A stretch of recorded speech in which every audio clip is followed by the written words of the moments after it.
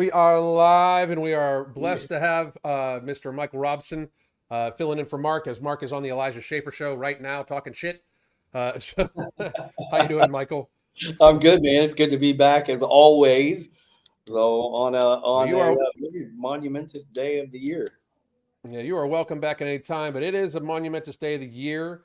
I mean, for those of you that are, young, I guess today is the day that a lot of people and a lot of civil liberties died. And I'm going to say this very out loud.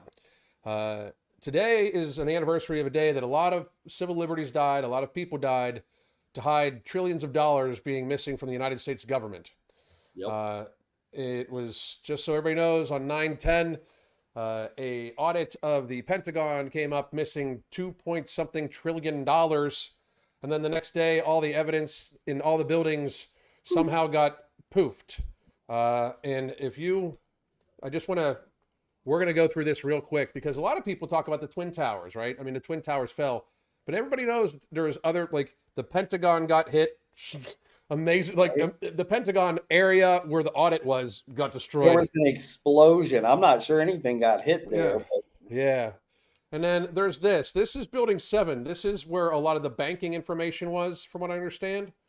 But if you take a look at this, that is a building in free fall.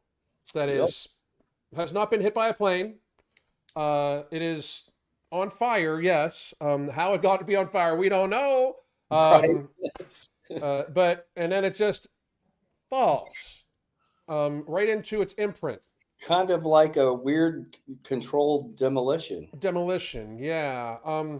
So I think that one of the big things that people forget, like I think that people should start remembering, is that if you look at our world now, okay, we realize now that we have social media and stuff like that, we realize how much of the narrative is controlled by the government and the media companies, right? Right.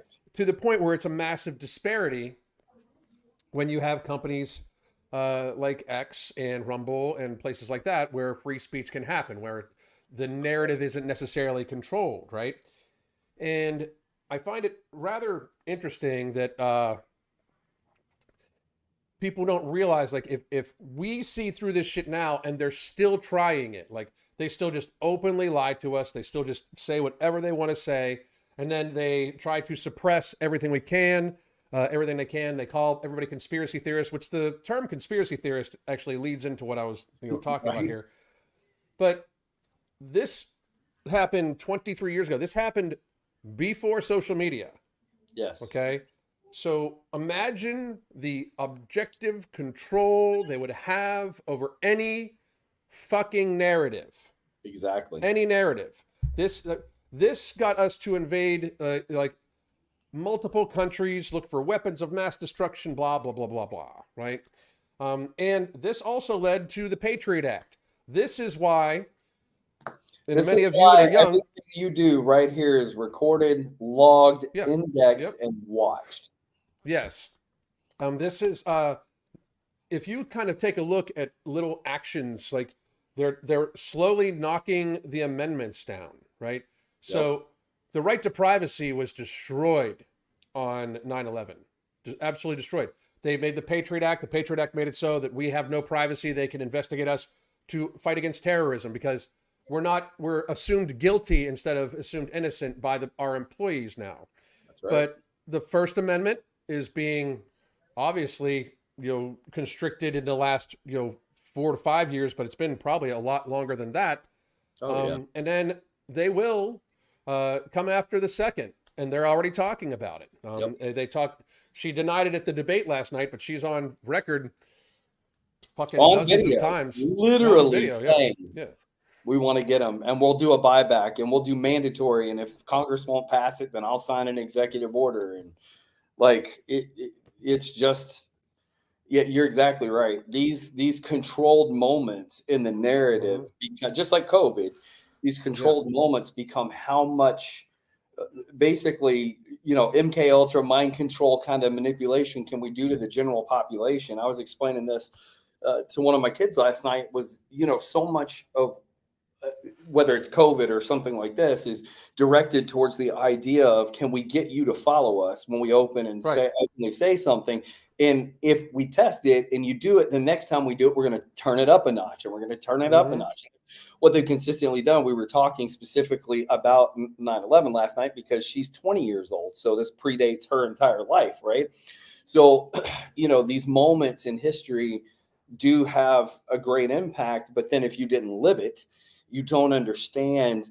It's just like the Pearl Harbor thing, which we could get into conspiracy theory of Pearl Harbor, but Pearl Harbor led to all of these strange happenings where we demonized all the Japanese, and we put them in internment camps, and we destroyed their American dream, overnight on propaganda, because of what we were told while we're in the midst of a world war, multiple entities involved in this conflict across the planet, but we picked an enemy, same as we did on 9/11. We picked a group of people. Sorry about that.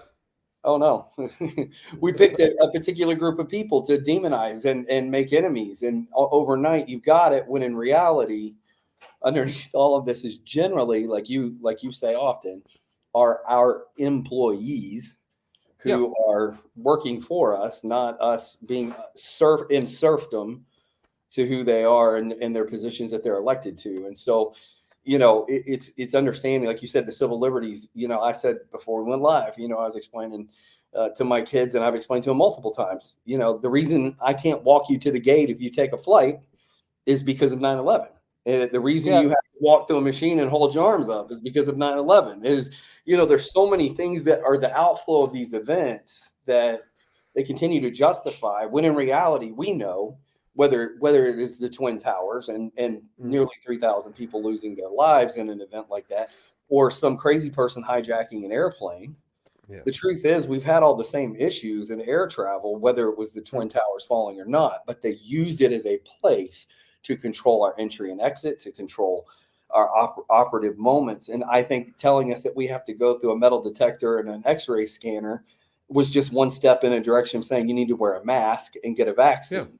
Yeah, and absolutely. You can church in a movie, but you can go protest on the street. And you stop and look at all those directions of the narrative. It's like, man, they're programming society at a deep level to be sheep, to be lemmings, to run off the cliff. Yeah. It's crazy. Well, I mean, and that's where we're at. I mean, this is an interesting day to look at this stuff, because realistically, it all got set in motion. Frankly, it all got set in motion with Kennedy. Sure. Because the CIA killed Kennedy. Yes. I mean, now nobody, when Ron Paul can get up and talk about it, as long as he's been around and can say it openly, and RFK Jr. is talking about it. I mean, and nobody's coming out and going, no, you're wrong. Like, nobody has done that. Well, and then they lie to us. Like, Obama made it legal. Obama made it legal for the press to do propaganda. Controlled by the government. That's what I was explaining to my daughter. It was, we forget, post World War II, they passed a law that said the government can have no sway over journalists in any form. So radio, television, print, the whole nine, the government has to stay completely removed and can have no directive over that. But in 2014, Obama repealed what's essentially known as the propaganda law, allowing the government then to direct all of our public media sources to give us a particular narrative. And so much so that, like you said, whether it is Kamala herself that we've seen on video, or whether it was President Biden. And I mean, people forget that they passed a measure in Congress and the House, or the House and the Senate. They passed a measure this year saying that the Biden administration and the government at the highest level can direct the media in what they are allowed to publish and not. But they said specifically related to misinformation. Well, who creates the definition of misinformation? Yeah, they play semantics with words. They play semantics with the definitions. Right. So not only did Obama take a law out of practice, but now in this administration, we've passed a measure that literally directs the government to control that narrative. Right. And they've done it openly. Yeah. Well, and it's very clear that there's, and it's not a Republican, it's not a left or right thing. No. That's the thing that I think people need to understand. It's because it's like, if you look at it, we have a lot of people. I saw today, it's very weird. Like this Harry Sisson kid was like, Liz Cheney and Dick Cheney just endorsed Kamala Harris. These, renowned Republicans. Like, motherfucker, you are not a, you are not a party. Yeah, yeah. As a '90s Democrat, if Dick Cheney endorsing Kamala Harris does not get you to vote for Donald Trump, you shouldn't consider yourself a Democrat. like Taylor Swift came out and endorsed her last night. So Taylor Swift is endorsing the party of war. Right. Because they're the party of war. Except she'll go to a fundraiser for Hamas claiming not to. Like, actually in her statement, I was reading her statement today because I've known Taylor since she was a little bitty. And I tell those stories all day. But I was reading her statement that she put out today. And it's really actually the more interesting part of her statement, of her endorsement, is that she stood up strongly about Tim Walz, right? And she's like, and his quote, fight for, the trans and LGBT community. And I'm like, yeah, but like his stance for that is to take kids away from parents who won't allow their kids to chop their dick off or take altering hormones that'll sterilize them for the rest of life, make them a ward of the state, and then sterilize kids. So when you really start to dismantle them, like what Taylor said is she's all about people who are going to take kids away from their parents and chop their dick off. Like that's right. The like straight literal translation of the statement. And it's just mind blowing to me because it's all packaged in these pretty terms, the fight for LGBT rights. Like that's not what you mean. Cause I again, as a gay man, I'm not oppressed in any way. I'm married. What rights do people not have? Like I was once told, like I was once told when I asked what rights trans people don't have, and they're like, the right to not be harassed walking down the road. I'm like, nobody has that fucking right. Like, what the fuck? Right. Like nobody has that right. Like, because like, so you have the right to people not to be able to say stuff. That's not a right you get to have. Not in a free country. It's just mind blowing to me because again, underneath it's like, it's the packaging. It's just like last night in the debate and you continue to hear whatever you want to call it. I don't call it policy, but what's Kamala going to do? Oh, well, first-time home buyers are going to get a $25,000 credit towards their home. Who's paying for that? Right? Because that's tax dollar funded. So who's paying for it? The homeowner who saved for 5 years to put their $25,000 down payment on a house that they've spent 30 years paying off a mortgage, right? But they're going to buy somebody else who's too lazy to do it themselves a house.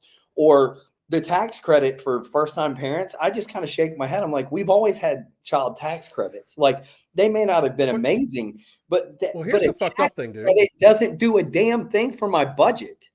No, but here, also the fucked up thing, they talk about giving you tax money back as if it's not our money. Right. I listen, I'm telling you, the same conversation I had yesterday with some of my kids was just the tax component of this. And this is why they don't teach economics in school the right way. And finance kids come out completely, for all intent and purpose, retarded when it comes to finance because they're not taught all these things. And I said, you do realize we kicked out the British over 2%, 2% on tea. And we threw a fit and started a revolution over the whole thing, right? Over 2%. But right now, and this is what I was telling one of the kids last night, I said, you go get a job, and let's say the job pays $20 an hour. Yeah. I said, the job really is a $30 an hour job because your employer is paying 1041 taxes. They're paying the government for the right to employ you and write you a check. So they have to give the government a check. Then you get your check, and the government comes and takes almost half of it so that you get the right to have a job. So you and your employer have paid the U.S. government for the freedom and liberty to have a job and make an income, and you get the leftover crumbs. Like when you back it up and unpack it. So every time I hear her go, we're going to give this tax credit, we're going to give that tax credit, I'm like, just give me back the money you've been stealing from me the whole time, unjustly, unconstitutionally, unrightfully, most of the time unlawfully, and give me my money back, but don't give it to me in a credit. Give me the damn money back. Like, that's when I'm like, a tax credit doesn't mean shit. Like, I donate a lot of my income to a lot of nonprofit causes. if tax credits mattered, I'd have a lot more money in my pocket than I do. Right. Because I would actually get that money back in my pocket, but you don't get it. It just is like, okay, so you get a break on your taxes. So instead of paying, 39% of your income, you're going to pay 38.75% of your income. Yeah. Well, it's definitely something that needs to be addressed because the government tax, there shouldn't, I will say this all the time. There definitely should be property tax. Property tax is unconstitutional because it makes it so you cannot have individual liberty because you can never own property. Right. Like if you can never truly own property, if the government always owns property, I don't understand how the government all of a sudden decided we own all this shit. State governments and federal. I mean, we should have been like our founding fathers would have been stacking people like pine right now. Right. Like, I mean, like they would have absolutely been like taking it out, right? Yep. They would have been taking out the trash. But also, like, income tax is not legal. Like, I mean, it's like if we just all stood up and said, "I'm not paying you," what the fuck are they going to do? That's the problem. Too many people were pussies. Like, if we just all stood up and said, "We are not paying this shit. Figure something else the fuck out." I'll do a sales tax, like a sales tax, especially a tiered sales tax where you have like no tax on food, on whole foods. Then you have tax on ultra processed food, and then you have a tax on like on luxuries, and then you have a tax on like uber luxuries like yachts and shit like that. Like that works, right? But there shouldn't be a tax on your house because again, you need to fucking own, like there shouldn't be a sales tax on homes. Right. There just shouldn't be because individual liberty means you should be able to be own property forever, right? And hand it down to your children. They're talking about like inheritance tax. Like, so if I pay taxes on all the money I make, shove it away, and then when I go to leave it to my kid has to pay 50% tax on it again. Right. Like that will end up being like 10% of what it was originally valued at. Right. Which is fucking ridiculous. But you're right. You're erasing general liberties. You're erasing freedoms. You're erasing autonomy in the system. And this is where, somebody asked me last night, so remind me, like, what does communism really mean? I'm like, it's basically it is the overarching term that we've turned into a term called equality and inclusion. Everybody needs to be equal. Everybody needs to have the same. But I said, you got to remind yourself, like, okay, so I have to, it's the Robin Hood mentality. We'll steal from the rich, give to the poor, right? And in theory, it feels good. It sounds really good. But if I get penalized for being successful because my income gets drained out, all of the different things, and all of a sudden you're going to take from me to give to someone else who hasn't worked as hard as I have, who has not done the time, the effort, the energy, however it works out, your merit, whatever your merit is invalidated in order to bring equality to the table. Right. Then those at the top quit being at the top. They either depart and they leave, right? Or they go, fuck it, I got nothing. Why would I try if in the end I can't get any more than the other guy already has? And so ultimately you destroy economies. And so I was telling the same person last night, I said, what you got to understand, look at the countries that are genuinely communist at the core by principles, by function, by everything. What you don't see from most of those countries any longer is a level of influence in the world economy or a world influence in innovation. And so China got brought up. Well, what about China? They do this, and I said, no. See, what China has done is become a cheap labor source who replicates the innovations created by other countries who are not suppressed, because what doesn't exist in China are generally the Elon Musks of the world who have sacrificed and risked and moved because they operate elsewhere and they're able to utilize an inexpensive source like a China whose only export to the world is cheap labor. Really, and you start to look at those economies, they don't have a world-shaking innovation. That's why the United States has been such a stalwart for 200 years of innovating things that have changed the whole planet, because it has been a place where individual freedom and liberty to succeed, and the reward for that success was so great, there was nowhere else in the world you would want to be successful. The reality is, though, like, I mean, I'm sure you watched the debate. I didn't watch all of it. I didn't watch the I last turned half it hour off just because. about 2/3 of the way through because I felt dumber and dumber. Well, because here's the thing. Because in reality, I mean, and everybody watching, just prepare yourself because we're getting to the stage now where you're very seriously Trump or you're very seriously for the fucking communists. I'm not. I'm very seriously for American people, Right. and I can tell you that there's a few things that I think Trump could have done a lot better on. Oh However, yeah, I I think will. However, I will say this: it was 3-on-1, Oh, undoubtedly. it was a fire 3-on-1.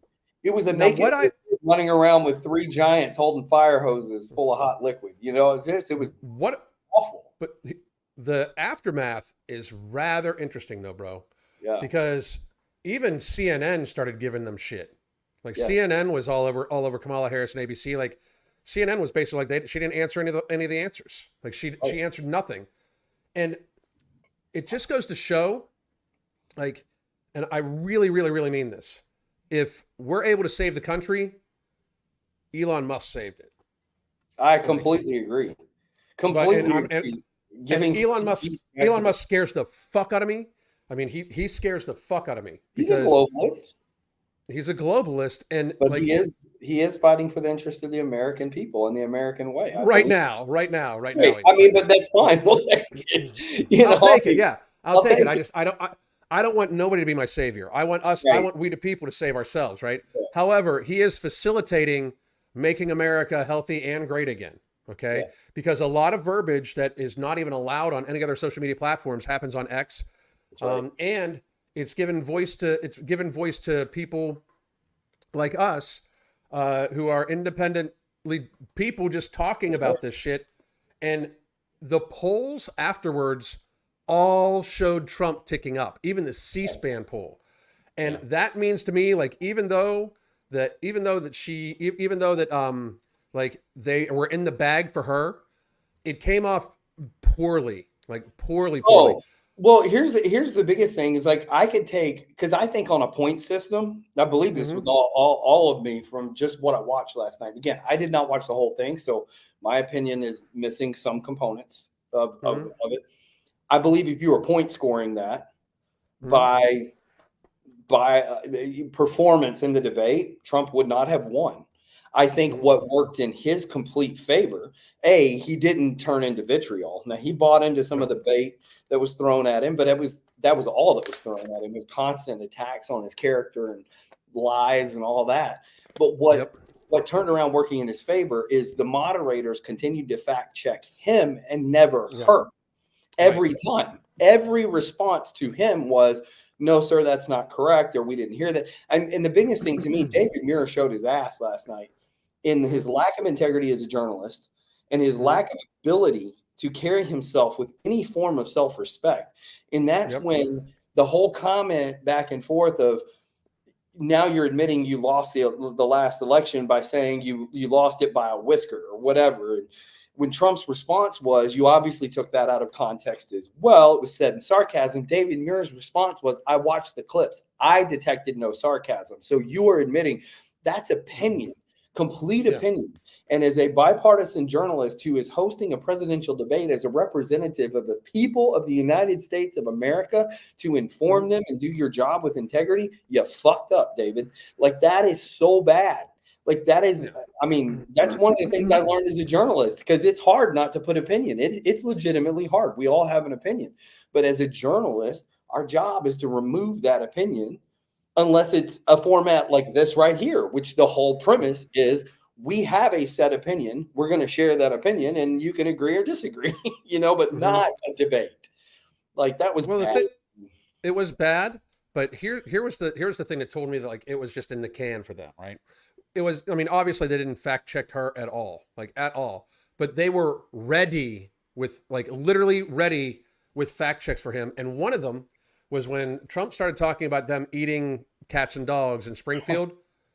He was like, we called the city manager and that's not true. Like, that wasn't even one of the fucking questions. It's like you guys just lined up and tried to prepare for anything Trump might possibly say and have a rebuttal. Like, well, that's literally 2 days ago, we were headed towards that discussion and we never got there. But, it's funny because I will say this, and I was saying it last night. I'm like, they're talking about Haitian migrants coming in. Actually, here's what I love. They're using the term migrant. I'm like, you did not immigrate. You illegally crossed in. You came on boat, however you got here. But, I lived and worked in Haiti for 20 something years. Bro, one of the first times I went to the meat market in Haiti, they had cats and dogs strung up as an option. Yeah, they ate cats and dogs.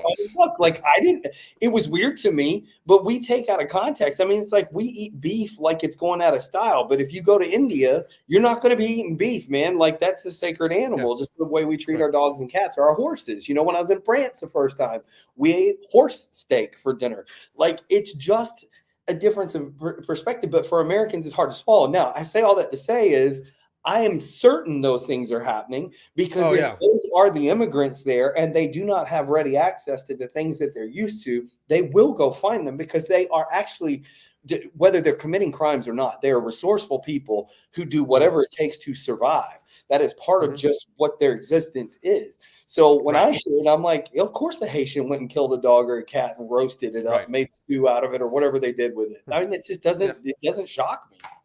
I found it completely believable. And the fucked up thing is like, there's like residents at their board meetings, like complaining about it. Like, and they're like, no, that's not happening. We talked to the city manager. Oh, you talked to your Democrat city manager and he confirmed everything you want him to say. I'm so fucking shocked because it's not like you guys don't lie or anything like that. Right. But what I found this guy's video, I wanted us to look over it. I found it to be pretty interesting. I think he breaks it down really, really, really, really well. But we'll watch this and then we'll talk about a few other things. It's 3.5 minutes long, so we're just going to let it run through. That they no longer control the narrative. We're the media now. So last night, following the debate, I put a video out that just in a few short hours has gone absolutely ballistic. It's gone viral, sitting at 1.4 million views already. If you haven't seen it yet, you need to go listen to this take because it's probably the only take that I've heard anyway that actually called what was going to happen coming out of that debate. You see, the media has a script. They're trying to convince you that Donald Trump lost.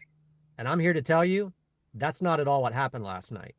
Kamala Harris, because of ABC, got wrecked. Now, I know that's not the popular narrative that they're trying to push, but I want to show you why I say that now we're the media. I told you in that video that nobody's going to remember most of what was said, but what they are going to remember is this, that Kamala Harris was not capable of standing on that stage and debating Donald Trump in good faith. And now this is the narrative that's being talked about all over the country. And a bunch of flash polls started coming out after the debate was over. You see that on C-SPAN? This was on ABC's own page. ABC, right there. Newsmax, flash poll. CNN has done their own polling. Despite the 3-on-1, Donald Trump actually picked up voters and who's going to better handle the economy. Even some well-known ex-users ran their own polls. You see that? The fact that they even had to put the moderators in there as an option tells you everything you need to know. This is a refreshed view today of the C-SPAN poll. Do you see that? 75%. Now I want to show you why the media has lost control of the narrative and we are now in charge of the media. This is just one random ex-user who's starting to fact check the media's fact checks of Donald Trump and their lack of fact checking of Kamala Harris. You can go check out this X post if you want. He's got a whole list of them. Do you see that 7.2 million views up there? This post was put out around 10 a.m. this morning on Wednesday. I took this screenshot about 2 hours after this post was made, and it's already at 7.2 million views. I just looked at it again an hour or so later. It's over 10 million views. So you need to understand, while the media is trying to convince you that Kamala Harris won that debate last night, what's actually happening behind the media, where we control the narrative, is millions and millions of people are learning the details about what ABC did last night, how unfair that debate was, and that Donald Trump actually won on substance. And let me prove it. This CNN poll, flash poll, looks at percentages of people that think the person will handle the economy better before the debate and after the debate. This is the issue right here, and immigration. Poll after poll after poll shows that this is what the American people are going to be voting on. Yep. And you see what happened? Donald Trump actually picked up 2 points. After that shit show of a 3-on-1 assault that Donald Trump had to wade his way through, I'm telling you, he mopped the floor with them. No matter what the propagandists tell you, this is what you should care about. And I completely agree. Yeah, spot on. Yeah. I mean, it's it is interesting. Joey is it Manarino? He's one of the journalist guys, but he made the comment, or he put up a post today I saw on X where he said, his mom's not a fan of Trump, but she had texted him after the debate last night and said, I'm not a big fan, but he has passion and he has substance. Yeah. And it's like, that's what people continue to notice. That's what I heard consistently today was, while she was her normal self and it was all the same talking points, it was all the same stuff. And, they swayed the whole thing to her favor.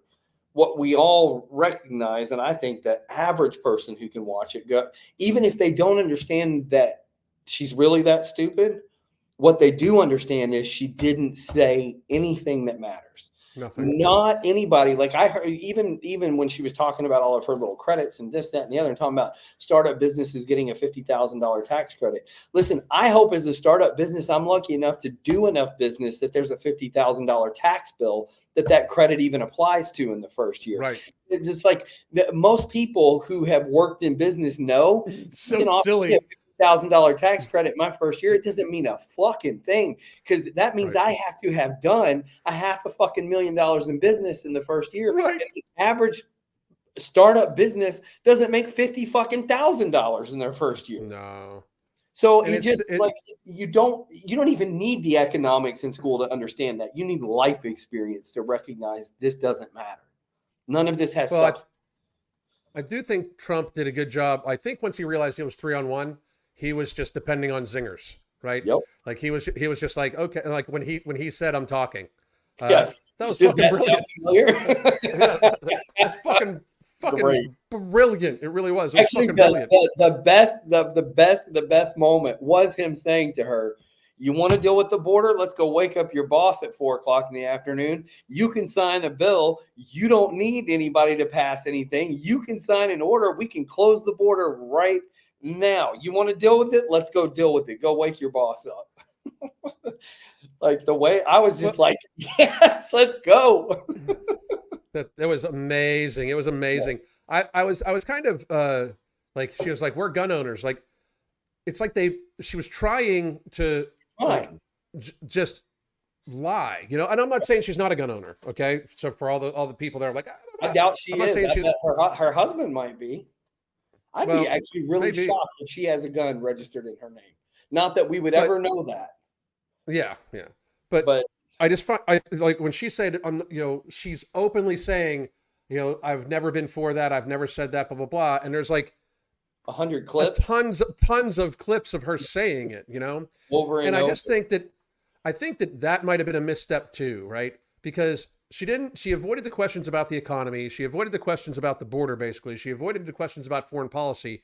The three most pretty much important things to everybody, right? Yep.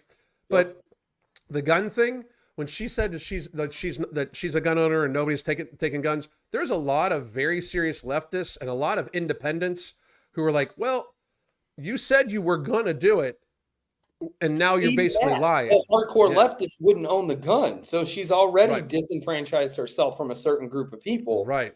That depend on her narrative point of view, who all of a sudden that shatters their world, right? And it's like, oh, wait a minute.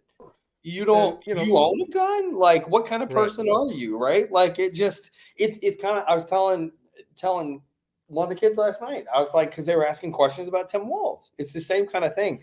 Cause this was a banter on X for a hot minute, but he kept putting up pictures of his dog Scout on different posts, but it was a different damn dog every time.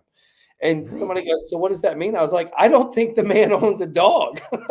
He's just renting it. I think he's renting a dog. I don't know. I mean, he may. I don't know. See, that's the problem, is that those inconsistencies. So again, that's why I say, like, yeah, I guess Kamala could own a gun, right? But like nothing in her public persona to this point would give me any indication that the woman would own a gun and would be okay with it. And granted, you say one thing publicly and do something privately, that everybody does stupid shit like that. But the reality is like your entire persona is built on the idea that you shouldn't have a weapon. Like you shouldn't be armed. It's dangerous. It'll destroy the society, you know, kill kids, you know, whatever you want to attach to it. Which is just absolutely fucking silly. Like, and by the way, again, dear Democrats, wake the fuck up, man.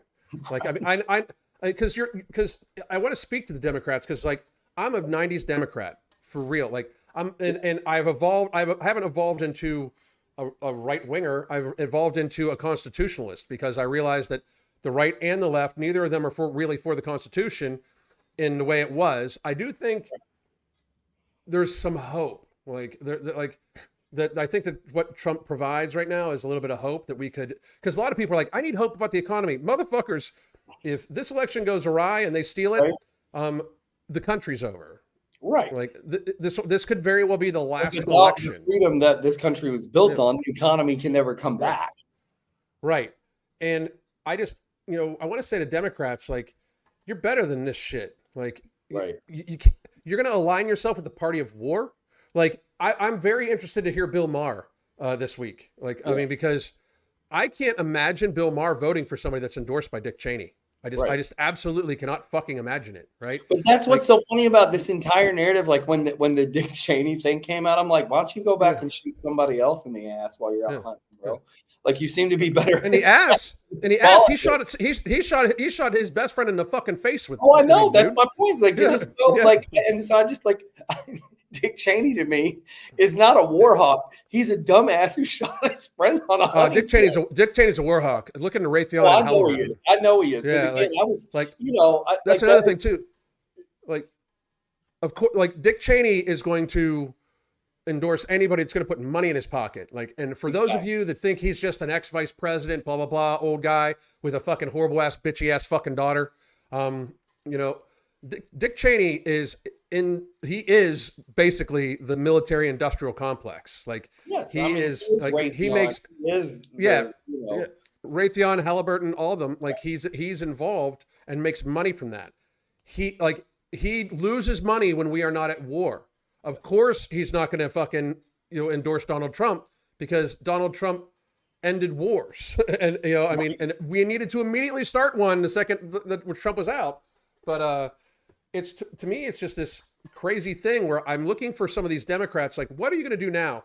Because frankly, like, the true Democrats, I'm not talking about you fucking leftists that think there's 55 genders and like, you know, fucking free Palestine and bullshit and blah, blah, blah. That's not anything like the political parties that exist in this country for the last 100 years.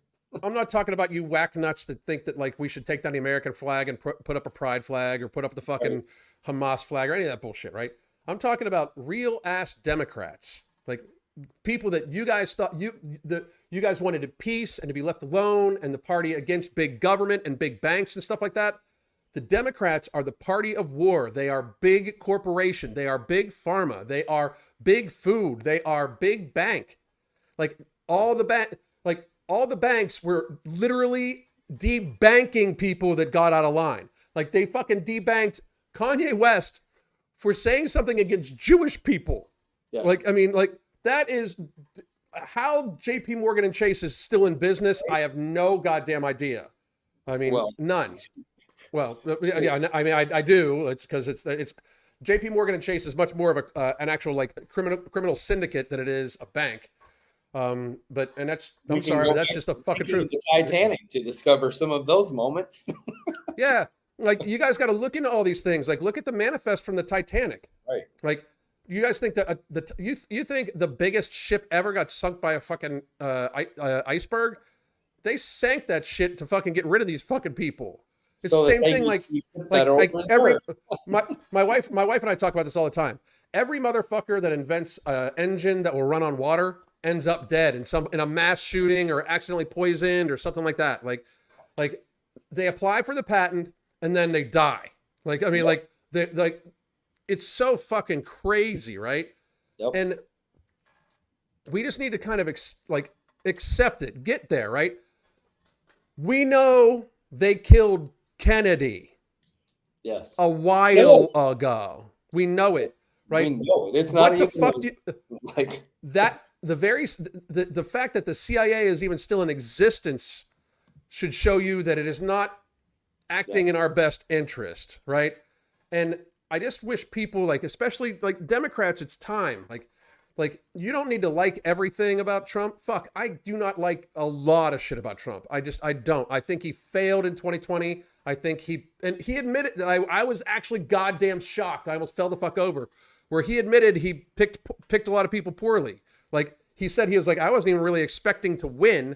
So it's like the plan was like, let's just win and then like see if we can win. And then they won, and it's like all of a sudden they got to do shit, right? So he tried to make peace with people that don't want peace with him, right? And that was a mistake. Now he's rocking with, you know, Robert Kennedy Jr. and Vivek and Tulsi Gabbard, and like it's the unity party. It's like this Democrats, this is the party you should be with. This is the part, like if you want unity, if you want peace, if you want health, if you want a future for your children. I know that Donald Trump is sometimes hard to digest. Trust me, I get it, right? 100%. But reality is he is a backstop. I will say this. One of the most true things he said, and I did not really think it was true until these last couple years, where he said, they aren't after me, they're after you, I'm just in the way. That's right. That's fucking true. It's objectively true right now. Yes. And Democrats, one more time, wake up. Like, you don't need to admit that you're going to vote for Trump, but don't vote for the party that is going to fucking go to war, have your children sent away to some war so fucking Dick Cheney can make money.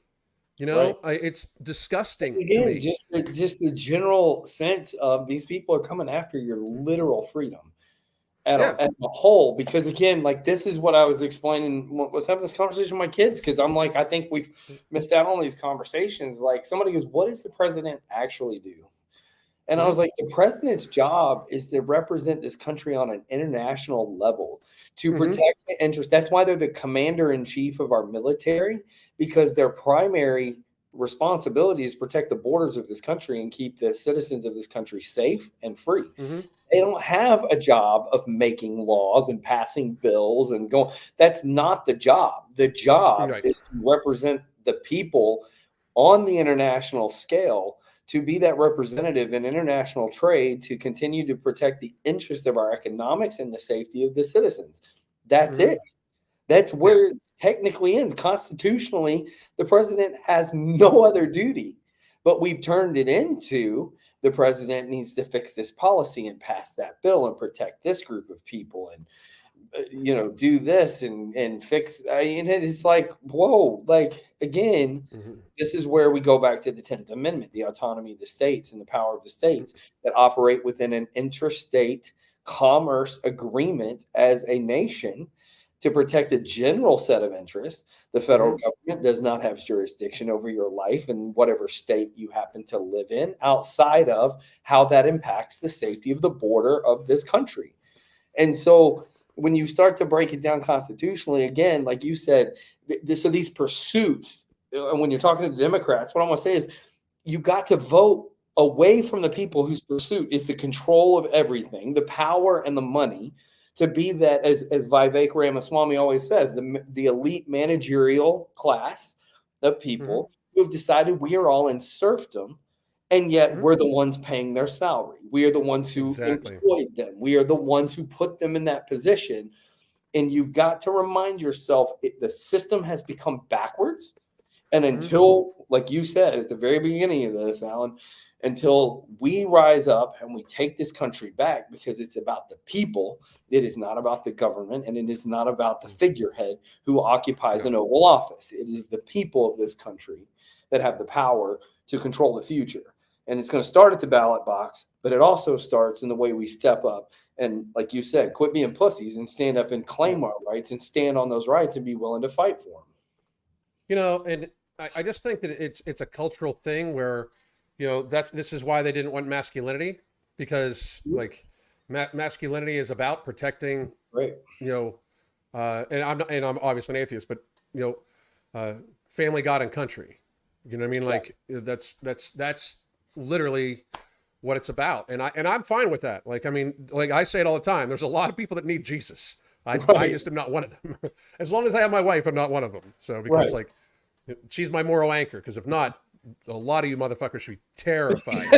But like fucking just terrified because of that. If without that, but I did have this like other thing I wanted to show, just because I find it kind of it's kind of neat, right? Where this is a clip from Roseanne. Hang on, they might have taken my clip down. They might have taken my clip down. What happened? Hang on a second. I want to put this up.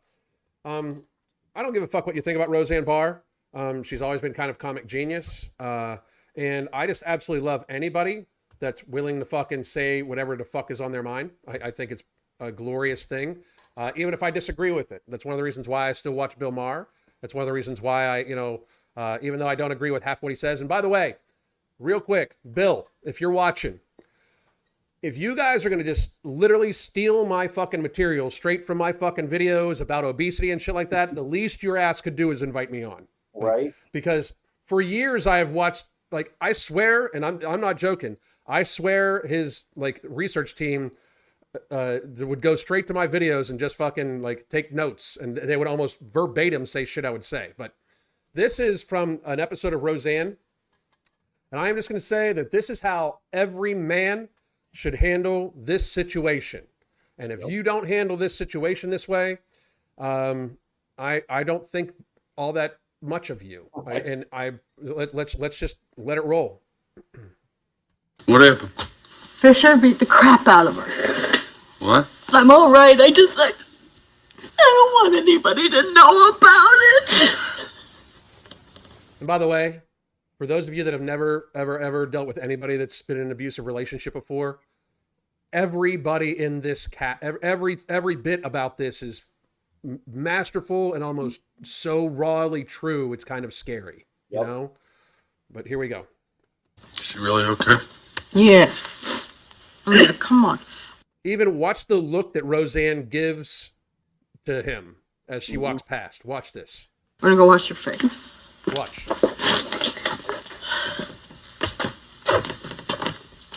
I know what that look means. You better do something. So does Dan.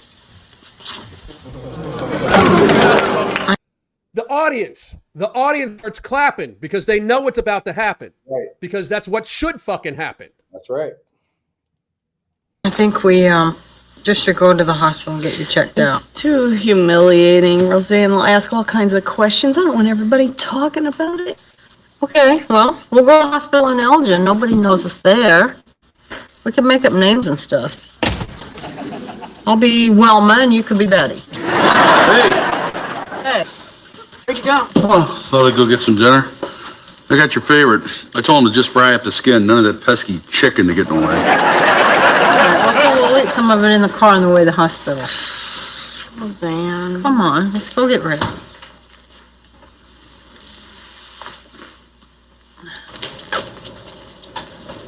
So, did you see Fisher?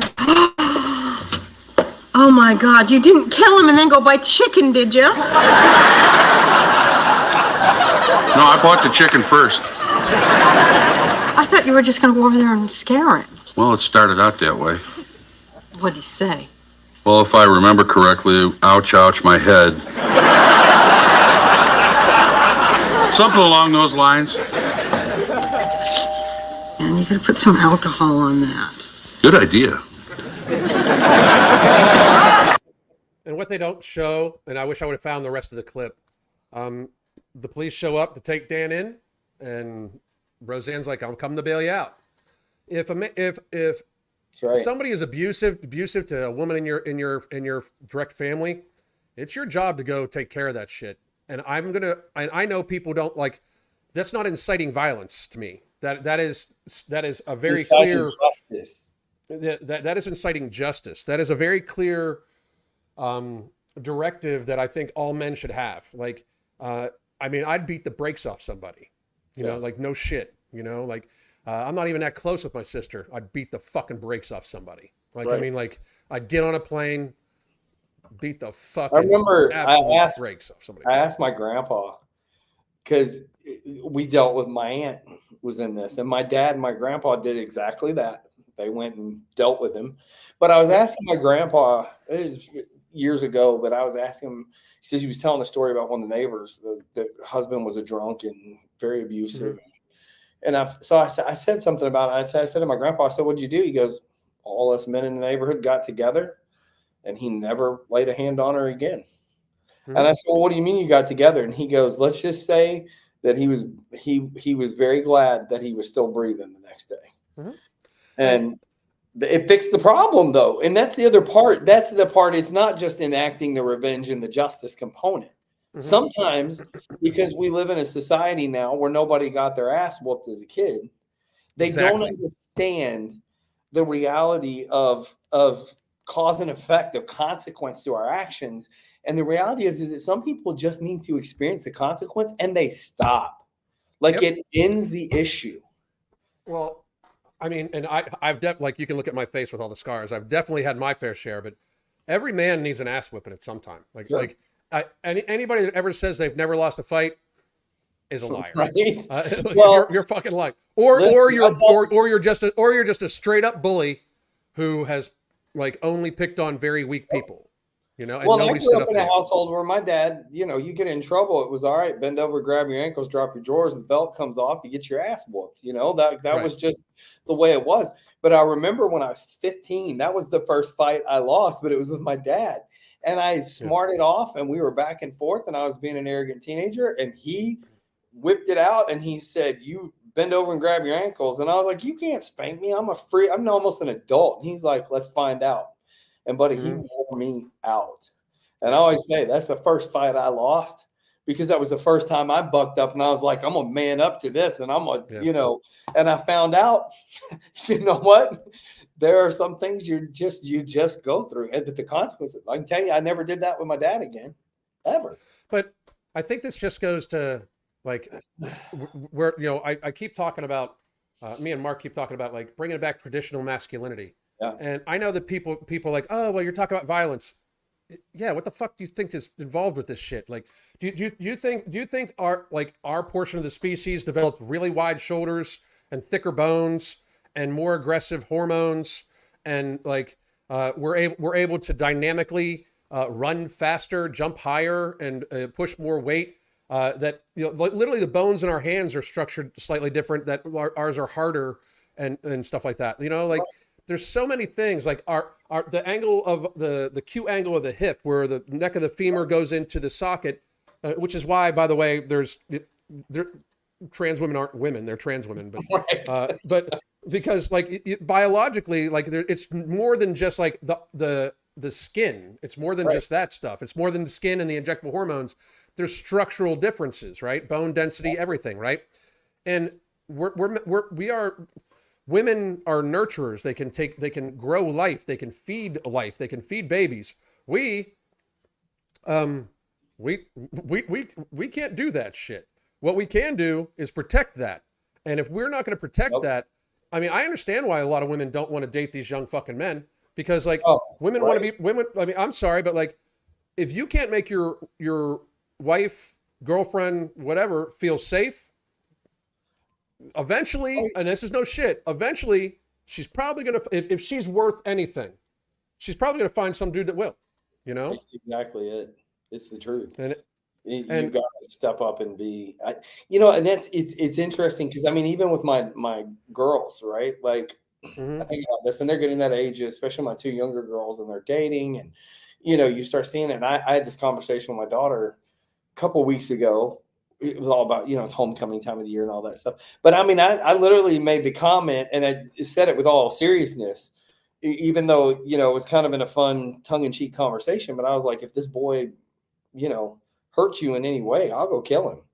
But the thing is that she knows, she's like, Dad, Dad, don't do anything stupid. Like she knows, but that's the point is like I've taught them my job is to be that man. Like I'm gonna take the bullet. I'm gonna fight. I'm gonna be the one firing the bullet, damn it. But if I gotta take one, I'll take one because it's not violence to me. It's a natural reality of being the provider, protector that is men were just created to be. It is that hardwire in us, and it is our role.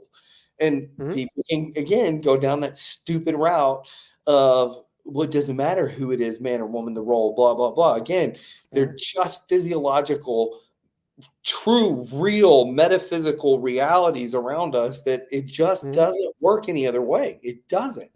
And people can argue that shit all day long. But like, again, I think about, am I opposed to a female president? No, I'm not opposed. No, absolutely not. Do I think it's the best though? When you talk about some of the issues that you have to deal with on a global stage? No, because if a woman is still going through periods in her cycle, there are hormone things that as men, we just don't deal with that shit. And again, it's just the physiological, mental way we process certain things. We get in, again, guys get into a fight, you deal with it, and you move on. They're generally not grudge holding. You're just like, if I lost the fight, I need to avoid the other person so I don't lose again, then we do it, Or we worked our shit out. We beat the hell out of each other. We worked our shit out. Tomorrow we're going to go grab a beer together and hang out. It's just a different in the way that we operate in masculinity and femininity and how that plays out in leadership and how that plays out in our family units and how that plays out in society. And like you said, there's this destruction of it because when they destroy it, nobody's there to rise up and fight back, right? Nobody's going to blow up and have that moment of saying, you fuck with my freedom, I'm going to fuck with your existence. It just doesn't exist when you dismantle masculinity. And we just need to bring it back very bad. I would say this, like, I would have voted like Tulsi Gabbard. I think will eventually make a great female president. Absolutely. I actually thought she was going to be the vice presidential nominee. I really did. But I understand why I picked Vance because Vance gets him Ohio. Right. But I also Winsome Sears is going to try to be the governor of Virginia, and after she's done being the governor of Virginia, I mean, and the reason here's what. These women are both veterans, they don't take shit. They're intelligent. And I just think that it's like, we need to get back to that. The last, and I'm not knocking on Trump for not being a veteran. I'm not knocking on any of them for not being a veteran. Right. But if you're going to be the commander in chief of the fucking largest military in the world, and send people to war to die, I would suggest that you understand what it's like, That's right. And I don't even know what it's like, but I would suggest you would understand what it's like. Right. And the last person we had that was qualified, basically, unfortunately, was Bush Sr. Right. And no, Bush Jr. Well, I mean, he wasn't qualified in so many other ways. Right. Like it's just different. Like it's so fucked up. Like when people think about it, like I keep seeing people like, well, they've been in charge for the last 12 or 16 years.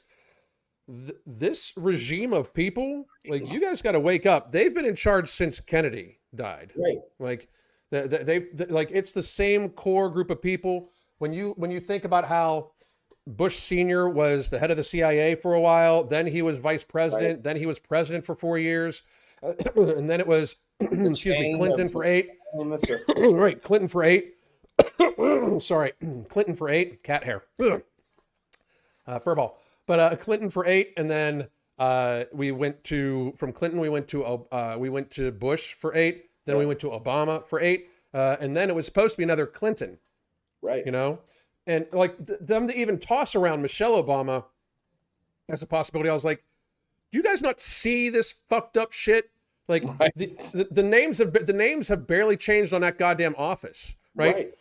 So they've been in charge in some way or another for like 50 of the last 54 years, right? Pretty much. But everything is Trump's fault, and like I mean, and they know how to fix everything, like literally. You got to be dumb, like you got to be stupid at this point, The worst sales tactic in Kamala's campaign to me is if you elect me, I'll fix this. I'm like, listen, bitch, you've been in office for 3.5 years. Right. You actually have more executive power over the laws and bills that are passed in this country because you cast the tie-breaking vote for the Senate, which is the final body that passes a law before your boss signs it. Exactly. And you have the ability to stop it before it hits the desk or push it through to get it to the desk. And the president can't even do that shit. So, you literally have been holding the keys to the kingdom for 3.5 years, and now you're going to fix shit? Like, right. It's so fucking crazy. But again, this goes back to this.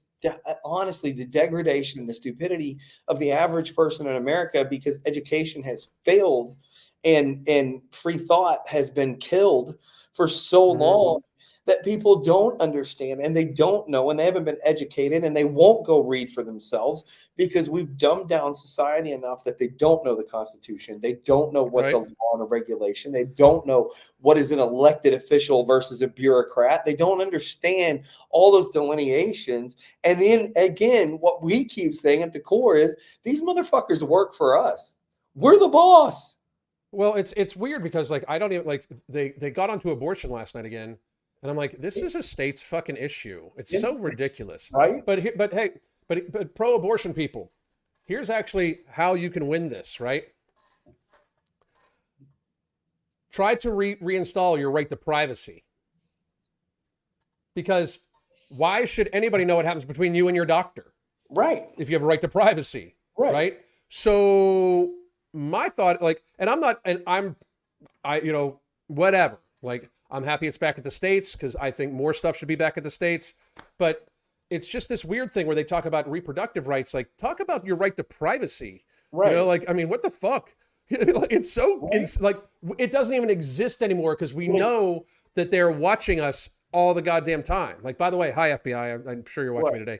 But, you know. Well, it's relying on the government to give you a gold star, essentially. You know, when I think about the idea of, you know, when you talk about LGBT rights or whatever, right? Like gay rights, right?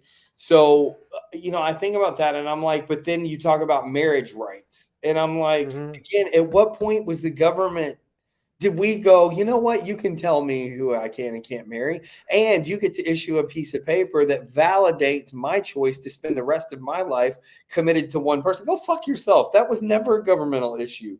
This is just a human existence thing that has occurred since the beginning of time. Why the fuck does the U.S. federal government have any say so in any of it, regardless of who you're married to? Exactly. It's fallen into that. And now we built an entire existence around the idea if I don't have a marriage license, then I can't file for a joint tax return or a joint mortgage or, you know, or benefits or that. Like, go fuck straight off. Like, you're telling me how I can and can't live my life at the most core basic level that is never been. It's not like we invented marriage in America. So why are we legislating it? Like, that's another, well, there's so much shit the government's involved in. Like, why should I have to check with them if we can get married? Why should we have a marriage license from them? Who the fuck are you to tell me I can get married? Who the fuck are you to tell anybody they can get married? Let people fucking do what they want. Right to privacy, personal liberty. As long as everybody is consensual and can is you know of right mind to be able to consent, do your fucking freak shit. Let your freak flag fly. I don't give a fuck, right? But there's that. Like, I talk about this all the time. Why do you have to register your car every fucking year? Like, I don't understand that. Like, why do you have to register your car every fucking year? It's my vehicle, you know? Like, well, we need an ID number on you. Why? On my vehicle? Why? Well, just in case you commit a crime. No, see, that's the fucking point. Like, you can't do shit to me just in case. Yeah, just in case I fucking commit a crime. You're predetermining that I am going to commit a crime. There's so many things that we have allowed government. Like, shit, there's some places in America you cannot collect your own goddamn rainwater. Fuck you. If you don't think that is a massive government overreach, you are fucking insane. You tell me I can't collect the water that falls from the goddamn sky. Like, fuck off, you know? Well, again, you know, we talked about this privately, but like, you know, the overreach of these agencies in USDA, and you know, again, we're regulated by those agencies to some extent, except that SCOTUS just invalidated all that shit with the Chevron ruling. And it's interesting because when you stand up for your rights, people don't realize how quickly it actually works in your favor in general. Now, yes, there are people who push back, and they might push back violently on some level. But, we sent the USDA packing the last time they showed up here and just flat told them, you've got no jurisdiction to enforce anything because everything you do is regulations. And according to the Supreme Court of the United States of America, you have no right to enforce a regulation as a contracted federal agency. You are not an elected official. This is not a law passed by Congress. Therefore, fuck off. I would love to see when people are going to catch up to the fact that the ATF has no authority anymore. It's like they're totally ignoring this. They're just like they've been doing a lot of stuff with a lot of Supreme Court rulings. They're just ignoring it. Chevron literally defanged the FDA, the CDC, the USDA, who else? I mean, the ATF, a bunch of these fucking people. They have no authority. If it's not a law, if it's just one of their regulations, they can fucking suck it. So what's interesting is where this plays out when you talk about us as individuals in the U.S. standing up for our rights and actually fighting back. A great place as a parent, and a lot of parents deal with this. I'm sure that a good majority of the people that watch when this is online, they're going to be the not necessarily pro-vaccine types, right? But now that things like COVID vaccine are added to the childhood vaccine registry, now when you want to send your kid to public school, this is in the list of things that you have to get to your kid, right? But because of the Chevron ruling, you can literally look at your school and go, fuck you and your vaccine mandates. You cannot make me vaccinate my kid to attend school because you cannot enforce it because the Supreme Court of the United States says not, and it's not a law. And this is where people just are not educated. So you don't need a religious exemption. You don't need a medical exemption. You have your freedom as a United States citizen to go fuck you and fuck your freaking ideas. No shit. But it's so fucking weird how people are not there yet with the Chevron ruling. The Chevron ruling, not only did it defang a lot of these 3-letter agencies, but it made it so they're obsolete. Why the fuck do we even have them? Right. They cannot, the CDC can get back, if we redid the CDC, if RFK is able to do what he wants to do, and he's either in charge of the Human Health and Services, the CDC, and everything like that, they can write suggestion now, but they can't write policy because policy doesn't mean shit, right? And that's how it's supposed to be. The government is supposed to be there to inform us. I also believe this too, right? Exactly right. I also believe that we should be able to decide what pharmaceuticals we use and don't use, period. The doctor can explain to me what's wrong. Fuck, dude, I'll do my own blood work and figure my shit out. I'm not saying I'm a medical doctor. I am just saying that I coach about 40% of my clientele that is medical doctors to health, and that I beat doctors regularly in debate about public health. So I'll just say that, and that's not me tooting my own horn. That's just fucking reality. So I will take a look at my own blood work. Thank you very much. And decide what I should fucking be on. And you know what it normally is? Turmeric, a little bit more exercise, a little bit more water. I need a little bit more sodium in my life. A few things like that. Oh shit, I need to do a few things like this. It's not ever oh my God, I better get on a fucking statin. I will never, ever take statins. Ever. And nobody else should either. I really believe that. Well, I just had this conversation with my mother tonight. My grandfather's got dementia. He's almost 90 years old. He last year fell and broke his hip. He's got arthritis. Typical things a 90-year-old's going to deal with and add dementia to it. But the doctor the other day just decided because his hips bother him, because he doesn't walk much, he sits. He's got, God knows, horrible arthritis from it. But he also just sits all day. He doesn't do much anymore, right? I'd be sore if I sat all day like that. Right. But he's complaining about it. So what does the doctor prescribe for him? Oxy. Here, this will help. And I told my mom, I was like, let me with dementia. Well, my mom knows. Right. That's my mom so dangerous for your mom. Right. Well, and she knows better. She's like, this isn't going to work. I don't want him on this. She goes, even if he's just hooked on it, I just don't want him on it, regardless of other side effects. Right. So I said to her, I said, you know what you need to do? You need to go down to, I told her which store to go to. And I said, they sell CBD and THC beverages. Yep. And I said, need to get him the sweet tea because he loves sweet tea that's got THC in it. And I said, it's low dose. Not like he's going to get high or anything, but if he is hurting, he won't be when he's done with this. And if he's anxious because he's been hurting, he won't be because of this. Right. And you know what? When he wakes up tomorrow morning, none of it's in his system. He's not addicted to anything. And if he doesn't need it every day, it doesn't matter. His body's not going to be looking for it. So, you know, it's like, and that's what she's going to do. But I was like, these are the things we should have the autonomy to make a decision, whatever the thing is. And the truth is, you want to go take fentanyl? Go take your goddamn fentanyl. I don't care. But, you know, I don't want you to. I think you could probably kill yourself. But, you know, natural selection, though. Well, exactly. And that's my other point. Like, that was the idea of freedom, the survival of the fittest. You know, the liberties. And it was a lot better. Well, it was a lot better. Remember, at the time a lot of this stuff was done, you still were settling half the country. You might stumble into part of the country. You have to kill or be killed in order to homestead and build a family. Like, we forget that those liberties and freedoms were there to give us the right to explore, expand, and become better, or we become a victim of reality. And that reality is reality no matter what. You know, this idea of equality and equity and bullshit that keeps getting spewed everywhere, it doesn't support the natural process. And I'm not even just talking about, you know, natural selection and eradicating the world of the weak side, but the ability to balance society. There is no such thing as equality that creates balance. It doesn't. Nothing will ever be in balance. No, absolutely not. You were talking like your grandfather has dementia. Yeah. How long has he been on a statin? Oh, I mean, he's oh Lord, probably 30 years. The statins. It's a high likelihood that the statins what caused it. Yeah. Like, because. But that's what's so funny is, you know what they've done, because my great grandmother had dementia as well, his mother, right? But the thing was, she also had heart disease, and she was also on a lot of these medications. But you know, they come back and they say all the time, "Oh, it's hereditary, it's genetic." Yeah, it runs in your family, right?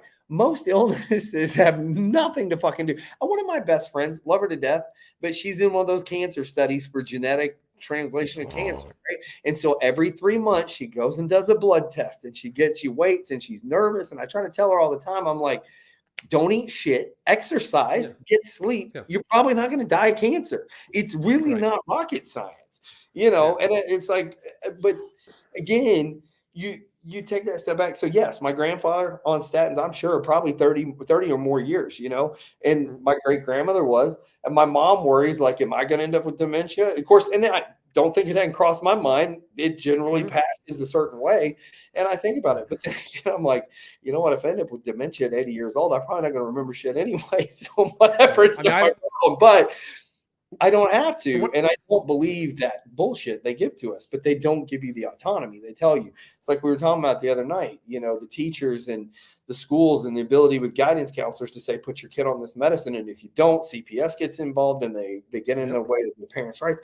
None of that is law. Not one bit of it. It is regulations that have been passed as, like you said, they're just suggestions, and it should be in our interest to choose what we think is the better answer to that. And you know, to a great degree, I'm hoping that it gets there. But people need to realize that Chevron is like what that actually means. So it destroyed the ability of any of the federal agencies to enforce any of their ideology. Yep, exactly. You can choose to fall into it, and that's part of your freedom. You know, if you're dumb enough and you want to be free that way, then go do it, because you're free to go do it that way. But exactly. So listen, man, Michael, thank you very much. I don't know if Mark's will be back tomorrow, but if you want to join us, and if Mark's back and you want to join us, you're more than welcome to. Let me know, man. I'll be around. I'm gonna go kick back with the wife, and we're gonna watch some TV and relax. And I've got some client work to do. But man, it was great having you on. Thank you very much. Always. Go follow Michael at what it's at Michael Robson. Michael Robson. You got it. Absolutely. Check out the monkeys. And I hope everybody has a great day. I'm going to take us out on an ad for for the Holy Trinity Weight Loss Bundle, please go to ambrosiacollective.com, use the code Evening Rants, and you'll help me out. Thank you very much. Amazing. Peace. Ladies, come here.